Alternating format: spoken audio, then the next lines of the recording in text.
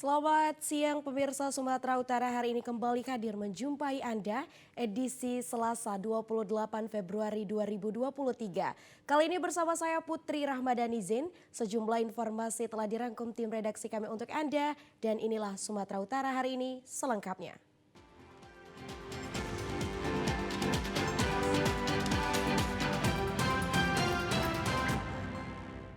Ya pemirsa, di informasi pertama, sejumlah wartawan di Kota Medan menjadi korban penganiayaan dan pengancaman saat melakukan peliputan proses prarekonstruksi kasus penganiayaan yang diduga dilakukan oknum anggota DPRD Kota Medan oleh sejumlah pria yang disinyalir merupakan preman. Inilah rekaman penggalan video saat terjadinya tindakan penganiayaan dan pengancaman oleh sejumlah preman terhadap 4 jurnalis yang sedang melakukan peliputan proses prarekonstruksi kasus penganiayaan yang diduga dilakukan oleh oknum anggota DPRD Kota Medan terhadap seorang warga di salah satu tempat hiburan yang berada di Jalan Abdullah Lubis, Kota Medan. Sejumlah jurnalis dilarang mengambil foto maupun video oleh sejumlah pria yang disinyalir merupakan preman tanpa alasan yang jelas. Beberapa dari jurnalis bahkan mengalami tindak penganiayaan dalam melakukan peliputannya, yaitu dipukul hingga terjatuh. Selain itu, alat peliputan berupa handphone milik salah seorang jurnalis juga rusak akibat dari tindakan para oknum yang diduga preman tersebut. Jurnalis Tribun Medan Alfiansyah yang turut menjadi korban dalam insiden ini mengatakan pelaku secara tiba-tiba melakukan tindakan yang tidak pantas terhadap jurnalis yang sedang menjalankan tugas jurnalistiknya dan melakukan kontak fisik guna mengusir para jurnalis yang sedang melakukan peliputan. Awal mulanya itu kan kita kesana datang mau ngambil rekonstruksi, bukan mau ngerekam orang-orang itu lah ya kan. Tiba-tiba kan dihalangi. Nah kawan-kawan di sana tiba-tiba mau ngambil rekaman, langsung dilarangnya. Tuh hapus itu katanya. Nanti ku matikan kau katanya, ku tandain mukamu ya katanya. Itulah narasinya. Tindakan penghalangan dan penganiayaan terhadap jurnalis tentu tidak dapat dibenarkan. Padahal jurnalis dalam melakukan tugas dilindungi oleh Undang-Undang Nomor 40 Tahun 1999 yang menjamin kebebasan pers. Sementara itu pemirsa, puluhan jurnalis Medan melakukan sholat gaib untuk mendoakan salah satu wartawan yang meninggal akibat kecelakaan lalu lintas. Sholat gaib dilaksanakan di salah satu musola yang berada di Kota Medan yang dihadiri Wakil Ketua PWI Sumut Amrizal dan Kasat Reskrim Polrestabes Medan Kompol Teku Fatir Mustafa. Sholat gaib dilakukan sebagai bentuk bela sungkawa terhadap salah satu wartawan Medan, Nur Apriliana Borusitorus atau yang akrab disapa Nona, yang meninggal dunia akibat kecelakaan saat melintas di Jalan Lintas Sumatera di Kecamatan Aik Nabara, Kabupaten Labuhan Batu saat hendak pulang kampung. Wakil Ketua PWI Sumut Amrizal mengatakan kegiatan sholat gaib dilakukan untuk memberikan doa terhadap almarhumah. Amrizal menyebutkan semasa hidup menjadi wartawan, Nona adalah wartawan yang handal dan sering bergaul terhadap sesama jurnalis. Kita melakukan sholat gaib, jadi masuk juga Bapak Kasat Reskrim melakukan gaib kepada adik kita dan panggilan sehari Nona, mana selama beliau bertugas jurnalis itu hubungan baik itu. Saya tidak bisa membayangkan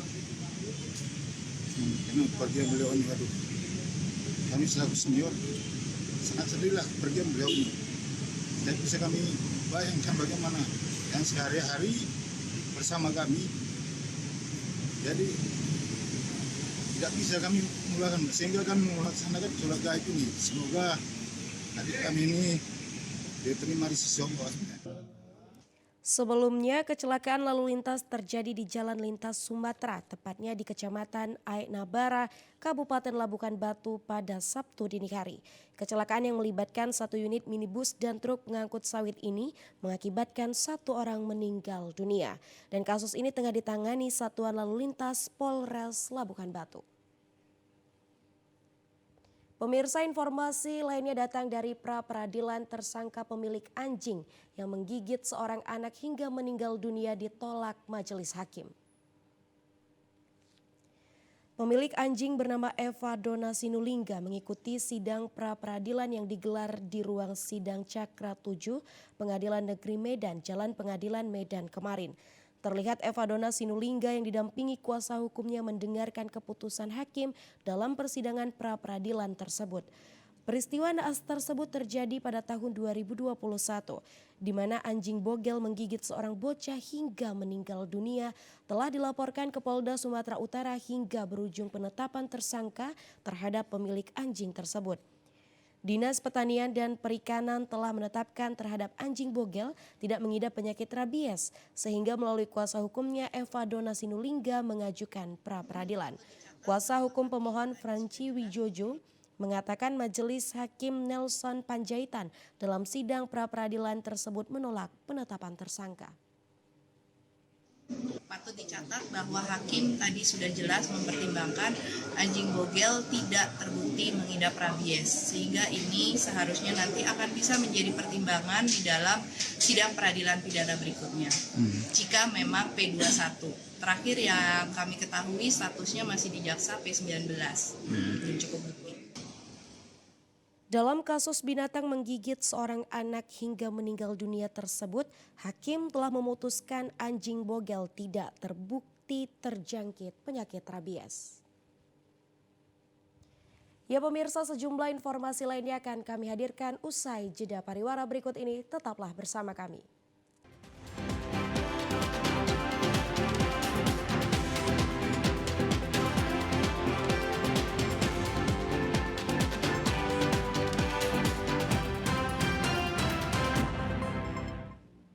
Terima kasih Anda masih bersama kami di Sumatera Utara hari ini. Sampai dengan akhir Januari 2023, kinerja APBN di Sumatera Utara hampir di semua sektor, baik belanja dan pendapatan mengalami pertumbuhan positif. Namun perlu ada warning di sisi percepatan penyerapan anggaran pemerintah pusat dan juga pemerintah daerah. Demikian dikemukakan Kakanwil Ditjen Perbendaharaan Negara Provinsi Sumatera Utara Syaiful pada rapat Komite Aset Liabilities Committee Alko Regional Sumatera Utara di Gedung Keuangan Jalan Diponegoro Medan kemarin. Pada rapat yang membahas kondisi ekonomi di Sumatera Utara, khususnya kinerja APBN dan kinerja fiskal, disampaikan Syaiful bahwa sampai dengan akhir Januari 2023 ini, kondisi perekonomian di Sumatera Utara terus mengalami pertumbuhan positif. Namun demikian, menurut Syaiful ada warning tertentu di sisi percepatan penyerapan anggaran, baik itu yang berasal dari pemerintah pusat maupun daerah. Penyerapan anggaran ini terutama di 4 sektor besar yang jadi fokus APBN di tahun 2023 ini. 4 sektor tersebut adalah bayi stunting, kemiskinan ekstrim dan ketahanan pangan, serta investasi dan juga inflasi. Syaiful menjelaskan melihat kontribusi dari pemerintah pusat transfer ke daerah masih cukup besar. Namun sampai dengan Januari ini hampir di setiap daerah penyerapan anggaran belanja daerah masih cukup kecil. Ke daerah masih cukup besar ya, yang memang diharapkan mampu disalurkan dengan baik oleh pemerintah daerah. Nah sampai dengan akhir Januari ini kalau kita lihat secara bersama-sama, hampir di seluruh daerah itu penyerapan ataupun penyaluran dari transfer ke daerah untuk meningkatkan kontribusi belanja pemerintah daerah memang masih cukup kecil. Sehingga kita berharap beberapa waktu ke depan, khususnya sampai dengan akhir triwulan pertama nanti, pemerintah daerah mampu segera melakukan eksekusi anggaran terhadap transfer ke daerah yang memang sudah diperuntukkan bagi pertumbuhan dan perkembangan ekonomi di Sumatera Utara khususnya. Pengamat ekonomi Sumatera Utara Wahyu Aryo Pratomo mengemukakan bahwa sektor pertanian merupakan sektor unggulan Provinsi Sumatera Utara. Namun sayangnya menurut Wahyu nilai tambah sektor pertanian ini relatif kecil, apalagi dari aspek keberdayaan. Dijelaskan infrastruktur transportasi yang buruk menuju sentra-sentra produksi pertanian menjadi sebuah kendala utama sehingga harga hasil pertanian menjadi relatif rendah. Padahal biaya produksi hasil pertanian terus meningkat terutama bibit dan juga pupuk. Kalau kita melihat nilai tukar petani pangan dan hortikultura di Sumatera Utara itu relatif rendah. Ini berbeda dengan perkebunan.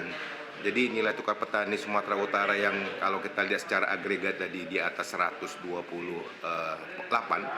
tetapi sebenarnya kalau untuk hortikultura dan bahan makanan, ya bahan pangan itu relatif rendah di bawah 100. Nah ini tentunya harus menjadi perhatian bagi pemerintah, khususnya bagaimana bisa meningkatkan harga hasil-hasil pertanian. Ya. Sebelumnya, staf khusus Menteri Keuangan bidang pengeluaran negara Made Arya Wijaya menyampaikan kontribusi belanja pemerintah pada triwulan ketiga sudah harus di atas 15%. Kebijakan ini guna menghindari lonjakan belanja di akhir tahun. Pemirsa, sebanyak 711 mahasiswa Universitas Terbuka Medan dari berbagai fakultas diwisuda. Bertempat di ballroom Hotel Selekta, sebanyak 711 mahasiswa dari berbagai fakultas Universitas Terbuka Medan diwisuda pada Sabtu siang. Wisuda pada periode pertama di tahun 2023 ini berjalan dengan hikmat. Acara dibuka dengan mendengarkan lagu Indonesia Raya, lalu dilanjutkan dengan pemberian kata sambutan dari pihak Universitas Terbuka. Dalam acara wisuda ini juga pihak kampus memberikan penghargaan terhadap 3 mahasiswa yang berprestasi. Direktur Universitas Terbuka Medan, Yusrafiddin, mengatakan kegiatan ini merupakan kegiatan tahunan yang diselenggarakan pihak kampus. Yusrafiddin menyebutkan sebelumnya dilakukan wisuda terhadap 711 mahasiswa. Para wisudawan terlebih dulu dibekali seminar akademik yang mana diharapkan para mahasiswa yang sudah menyelesaikan program studinya bisa menjadi alumni yang membanggakan dan bisa membuat harum nama kampusnya. Ini kita melaksanakan kegiatan wisuda Universitas Terbuka Medan yang pada rangkaiannya itu dari kemarin itu kegiatan seminar akademik yang dihadiri oleh 711 alumni Universitas Terbuka dari 4 fakultas dan program pasca sarjana. Yang hadir adalah 711 mahasiswa dari 4.700 mahasiswa yang lulus yudisium di masa periode 1 2022 kemarin. Ya, harapan kita adalah mereka menjadi alumni yang membanggakan di masyarakat karena mereka sudah mengikuti proses pembelajaran di Universitas Terbuka selama 1 kohort mereka. Kota Medan menjadi tuan rumah pada pergelaran Konven Pendeta dan persidangan Sinode Tahunan GPIB 2023. Sebanyak 686 pendeta menghadiri rangkaian Konven Pendeta dan persidangan Sinode Tahunan Gereja Protestan di Indonesia bagian Barat 2023 yang berlangsung di Gedung Alpha Omega GPIB Medan, Jalan Diponegoro, Medan kemarin. Pembukaan Konven Pendeta dan persidangan Sinode yang juga dihadiri oleh Forkopimda Sumatera Utara dibuka dengan menyanyikan lagu Indonesia Raya. Ketua Panitia Konven dan Persidangan Sinode Tahunan GPIB 2023, Pendeta Johnny Alexander Lontoh, mengatakan acara persidangan Sinode Tahunan pada tahun ini digelar dengan nuansa berbeda. 5 poin utama yang menjadi cerminan pada persidangan Sinode Tahunan diantaranya secara ugahari, budaya digital, keselamatan lingkungan, UMKM, dan juga menghargai budaya lokal. Salah satu program persidangan Sinode yang memperhatikan UMKM melalui diakonia transformatif mendapat respon dari pemerintah Kota Medan. Dalam memperhatikan UMKM Kota Medan ini, pemerintah akan terus membuat terobosan baru untuk memfasilitasi kemandirian ekonomi jemaat. Kegiatan Konven Pendeta dan Sinode Tahunan merupakan kegiatan rutin yang diadakan oleh Gereja Protestan di Indonesia bagian Barat. Ketua Umum Majelis Sinode GPIB 2023, Pendeta Paulus Kariso Rumambi menjelaskan kegiatan konven dinilai mampu membangun kembali kolegialitas antara pendeta. Dikatakan berbagai narasumber yang diundang akan memberikan wacana seputar komunikasi intergeneras dan kolegialitas, diakonia, transformatif dan juga budaya digitalisasi. 3 agenda yang selalu dilakukan dalam sidang tahunan. Pertama, kita mengevaluasi program kerja dan anggaran. Kedua, kita menetapkan program kerja dan anggaran yang tahun berikutnya, karena tahun program kerja kita per 1 April sampai 31 Maret. Ya. Lalu yang ketiga agendanya, kalau ada hal-hal yang mendesak untuk disepakati bersama, dibahas di sana. Persidangan Sinode Tahunan GPIB yang dipimpin langsung oleh Pendeta Paulus Kariso Rumambi berlangsung selama hampir 1 pekan tersebut. Menetapkan 5 ketua majelis diantaranya Pendeta Joni Lonto, Pendeta Ruth Susana Kamau, Pendeta Jan Jona Lumanau, Pendeta Stephen G. Tunas, dan Diaken Wilma Saidi.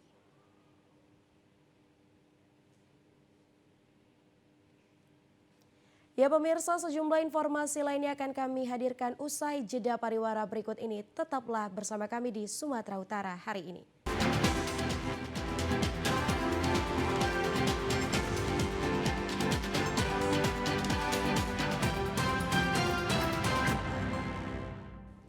Berbagai cara dilakukan setiap orang agar tetap sehat dan juga bugar.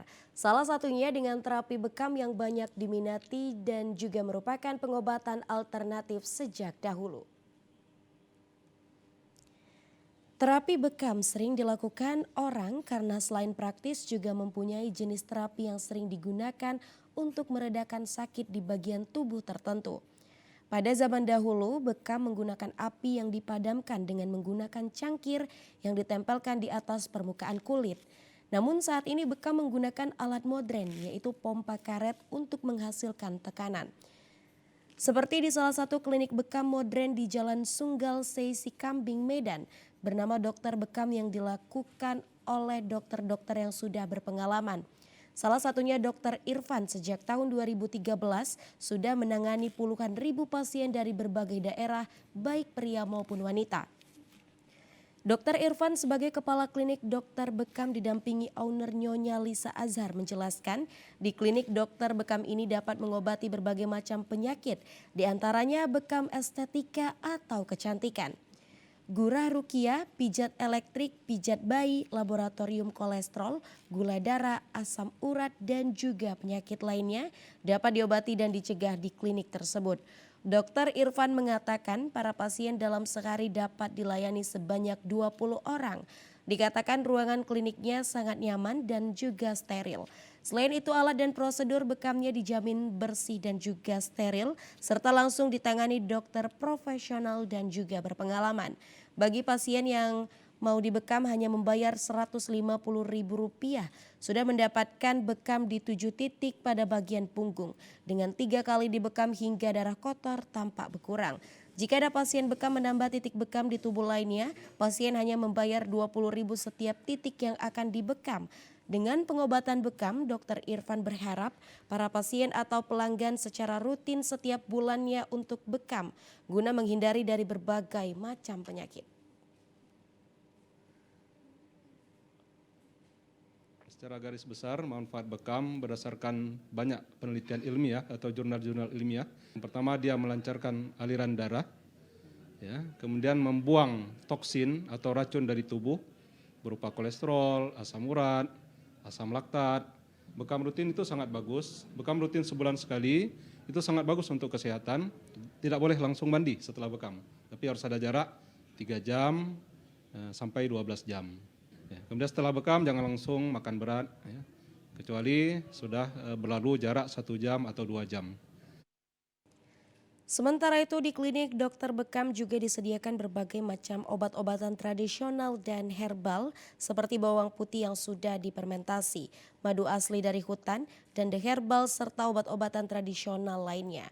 Dengan harga terjangkau dan setiap orang akan diobati dengan alat yang sudah dibersihkan dan juga steril. Pemirsa, Palang Merah Indonesia PMI Markas Cabang Gunung Sitoli terus menghimpun darah untuk memenuhi permintaan pasien dari berbagai rumah sakit di daerah tersebut. PMI Markas Cabang Gunung Sitoli bekerja sama dengan sejumlah lembaga badan usaha milik negara yang berada di Gunung Sitoli melakukan sebuah aksi donor darah. Ratusan warga yang sedang mengikuti rangkaian kegiatan dalam rangka Hari BUMN ke-25 tahun 2023 diajak untuk mendonorkan darahnya. Tidak terkecuali warga BUMN dan keluarga ikuti aksi donor darah mengantarkan perolehan ratusan kantong darah berisi berbagai golongan. Ketua PMI Markas Cabang Gunung Sitoli mengatakan keseluruhan darah yang telah dihasilkan tersebut akan didistribusikan kepada sejumlah rumah sakit yang memerlukan, terutama bagi kebutuhan pasien khusus. Selain ini, pihak PMI Gunung Sitoli terus mendapat surat permintaan darah dari fasilitas kesehatan dengan angka kebutuhan mencapai 200-an lebih kantong darah per bulan. Hal tersebut dapat dipenuhi apabila kesadaran masyarakat seperti ini semakin meluas dan juga berkembang sehingga PMI pun tidak mendapat kendala dalam menjawab kebutuhan darah. Dan PMI lomba untuk melaksanakan aksi donor darah di acara kita ini karena Gunung Sitoli sekarang kebutuhan darah untuk pasien yang membutuhkan itu sangat tinggi. Jadi kita berharap bahwa event-event seperti ini bisa kita gabungkan dengan aksi sosial, aksi donor darah yang dilakukan oleh PMI. Bagaimana?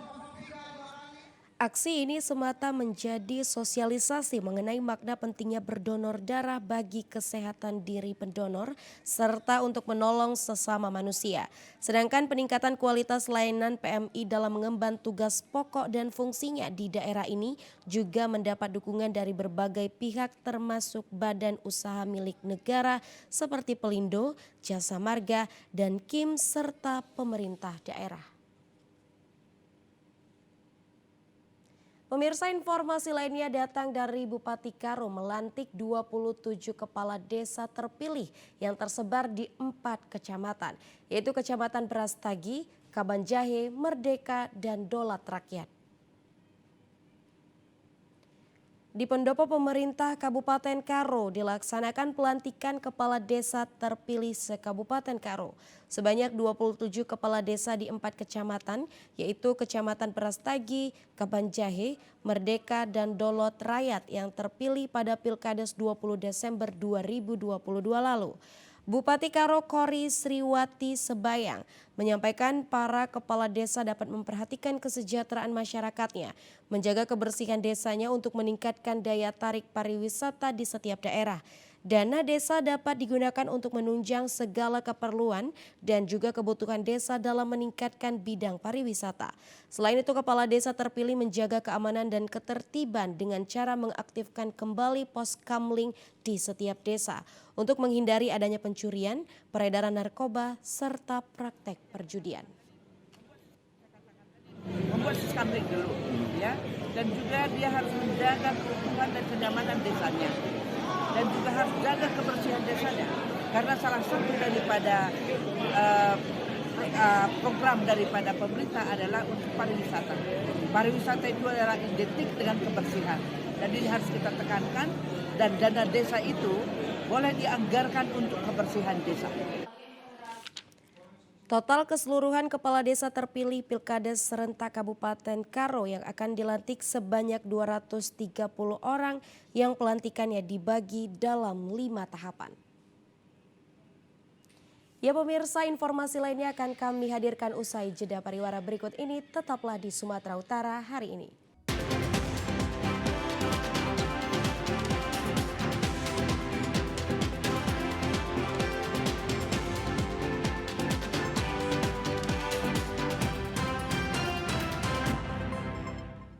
Dua kali dibobol maling, toko pupuk yang berada di Kecamatan Tiga Pana, Kabupaten Karo mengalami kerugian hingga 300 juta lebih. Korban berharap pihak kepolisian dapat menangkap para pelaku yang sudah diketahui ciri-cirinya melalui rekaman kamera CCTV. Dari rekaman CCTV milik toko pupuk UD Haikal Gunanta yang berada di Desa Lambar, Kecamatan Tiga Pana, Kabupaten Karo, pencurian yang diunggah di sosial media. Terlihat dua pelaku pencurian dengan mengendarai sepeda motor berboncengan dan masuk melalui bagian belakang toko dengan merusak dinding bagian kamar mandi, lalu menjarah obat-obatan pertanian yang berada di dalamnya. Menurut keterangan korban, Epilda Boru Ginting, kejadian tersebut terjadi pada hari Minggu dini hari 19 Februari 2023. Korban terkejut sesampainya di toko, barang berupa obat-obatan pertanian sudah hilang dan kerugian senilai 100 juta. Kejadian ini sudah kedua kalinya, yang sebelumnya pada bulan Desember 2022 yang merusak dinding bagian tengah dan berhasil membawa obat-obatan pertanian yang termahal seperti jenis Joker dan Mitsion. Dengan perkiraan kerugian mencapai 230 juta rupiah. Barang tersebut masih dititipkan oleh sales sebelum laku dijual kepada para petani. Korban juga sudah melaporkan kejadian ini ke Polsek Tiga Panah untuk segera ditindaklanjuti.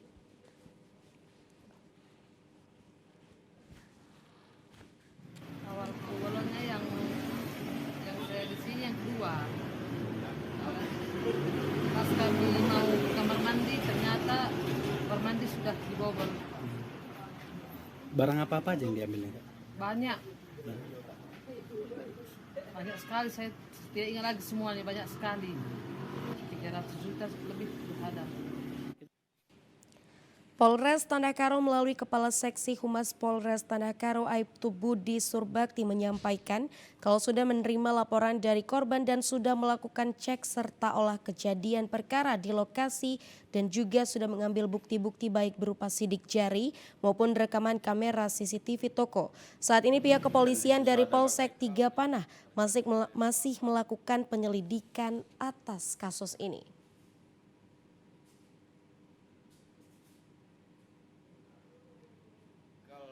Terjadi di Desa Lambar pada tanggal 19 Februari 2023 ya, sekira pukul 1 dini hari sudah diterima laporannya di Polsek Tiga Panah. Untuk langkah-langkah yang diambil dari pihak kepolisian adalah mendatangi TKP, mengolah TKP, mana tahu ada sidik jari yang tertinggal. Kemudian Polsek Tiga Panah tetap lanjut melaksanakan penyelidikan untuk kasus tersebut.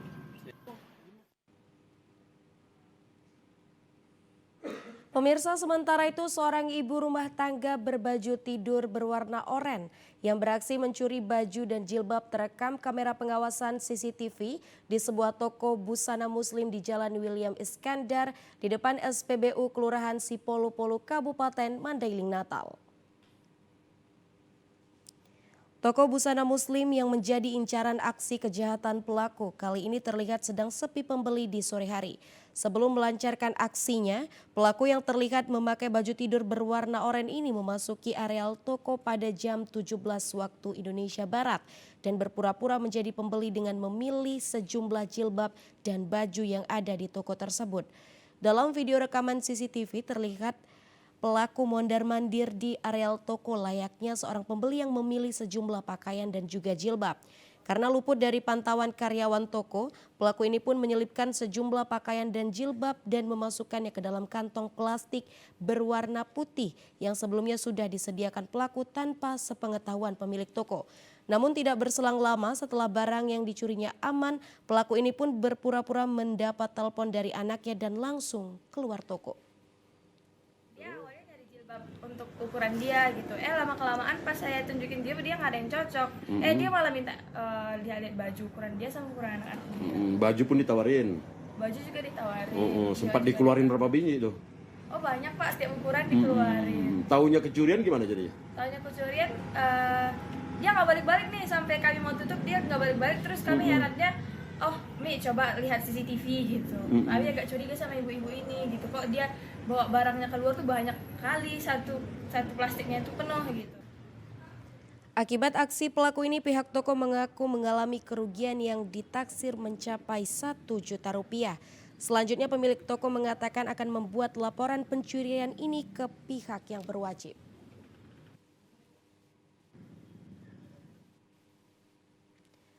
Pemirsa, seorang karyawan toko sembako di Kota Tebing Tinggi menjadi korban penyekapan oleh kawanan perampok. Akibat kejadian ini puluhan rokok bermerek yang nilainya puluhan juta raib digasak kawanan perampok.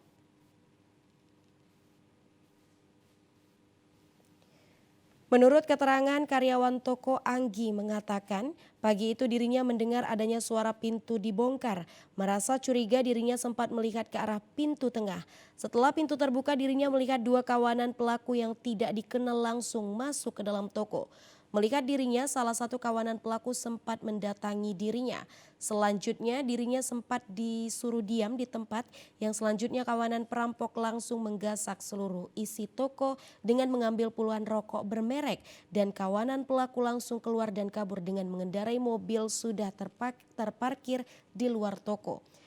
Melihat kejadian ini, dirinya langsung menghubungi pemilik toko dan tidak berselang beberapa lama, pemilik toko tiba di lokasi dan bersama karyawan yang disekap tersebut langsung mendatangi Mapolsek Rambutan Kota Tebing Tinggi guna melaporkan kejadian yang menimpanya. Kapolsek Rambutan Tebing Tinggi AKP Iswadi membenarkan adanya sebuah toko sembako dibobol kawanan perampok. Pelaku berhasil menggasak puluhan rokok dengan cara merusak pintu dan pelaku diperkirakan lebih dari 2 orang.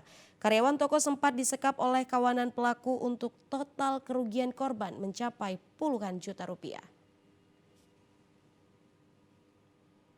Tadi malam ya menjelang subuh sekitar jam-jam 2.30 telah terjadi pembongkaran rumah berupa ruko yang berupa gede, yang barang-barang yang diambil diantaranya rokok di antara rokok di gede itu. Kerugian ditaksir Pak? Kerugian ditaksir sekitar 69 juta nilai rokok itu. Kini kasusnya sudah ditangani pihak Polsek Rambutan, sedangkan untuk pelaku polisi masih meminta keterangan beberapa saksi sekaligus melakukan pengejaran. Tim gabungan yang terdiri dari Satpol PP dan TNI Polri serta pihak Kecamatan Labuhan Deli Senin siang kemarin melakukan pembongkaran lesehan yang kerap digunakan untuk berbuat mesum. Lesehan yang berada di sepanjang Jalan Veteran Desa Manunggal, Kecamatan Labuhan Deli, Kabupaten Deli Serdang dibongkar tim gabungan. Lesehan-lesehan yang dibongkar tersebut disinyalir kerap dijadikan lokasi mesum yang bukan pasangan suami istri. Dalam pembongkaran lesehan tersebut, tim gabungan mendatangi satu persatu lesehan dan membongkarnya dengan membawa menggunakan martil dan linggis. Ada sekitar 6 lesehan yang dilakukan pembongkaran dan salah satu pemilik lesehan sempat histeris saat petugas membongkar lesehannya. Kasatpol PP Deli Serdang Marjuki Hasibuan mengatakan penggusuran yang dilakukan karena adanya keluhan masyarakat serta berdasarkan Perda nomor 7 tahun 2015 dan Perda nomor 6 tahun 2011 yang mengatur tentang larangan menyediakan rumah atau tempat sebagai tempat asusila. Disebutkannya bahwa sebelum melakukan penggusuran, pihaknya sudah melayangkan surat teguran sebanyak 3 kali. Namun tidak diindahkan para pemilik lesehan hingga batas waktu yang ditentukan sehingga dilakukan tindakan sesuai dengan peraturan. Dari Humas Pengaduan Masyarakat, adanya lesehan yang kita indikasi sebagai tempat asusila. Perda tersebut jelas bahwasanya pasal 8 dilarang seseorang ataupun badan menyediakan tempat rumah sebagai tempat untuk asusila. Saat ini pihak Satpol PP akan terus memantau lokasi agar tidak ada lagi pemilik kembali mendirikan lesehan. Pemirsa, puluhan massa dari salah satu organisasi masyarakat menggelar unjuk rasa terkait izin usaha pabrik kelapa sawit CV Sawit Sumatera Perkasa di Desa Sukaramai, Kecamatan Kuala Hulu, Kabupaten Labuhan Batu Utara.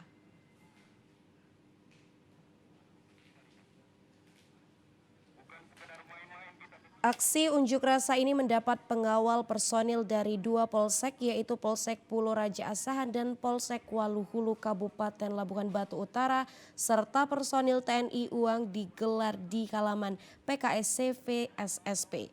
Unjuk rasa dilakukan terkait izin bermula dari awal beroperasi PKS CVSSP. Lokasi perusahaan tersebut sekitar 2,5 tahun yang lalu berdasarkan surat tanah yang diklaim dan dikeluarkan oleh pejabat kepala desa adalah masuk ke wilayah Desa Leidong Timur, Kecamatan Aik Leidong, Kabupaten Asahan, dan sudah memiliki izin usaha dari Kabupaten Asahan.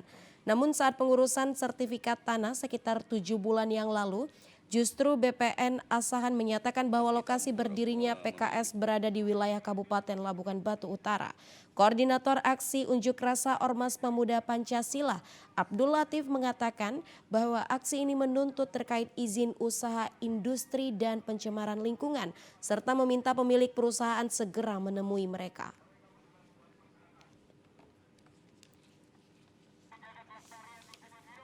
Kita memiliki beberapa tuntutan kepada CVSSP terkait dengan izin usaha yang tidak jelas, Pak, izin usaha industri yang tidak jelas, serta ada juga pencemaran lingkungan ya Pak di sini, Pak. Kami meminta kepada pimpinan perusahaan ataupun pemilik perusahaan yang untuk memediasi kepada kami. Kalau misalnya hanya manajemen ini Pak, kami sudah tidak percaya lagi dengan manajemen yang ada di CVSSP ini. Sementara itu, Humas PT SSP Tony Sitorus menjelaskan bahwa setelah take over perusahaan ini dari pemilik lama dengan yang baru, bahwa perusahaan sudah membayar pajak sebanyak 2 kali, yaitu kepada Pemkab Asahan dan Pemkab Labuhan Batu Utara.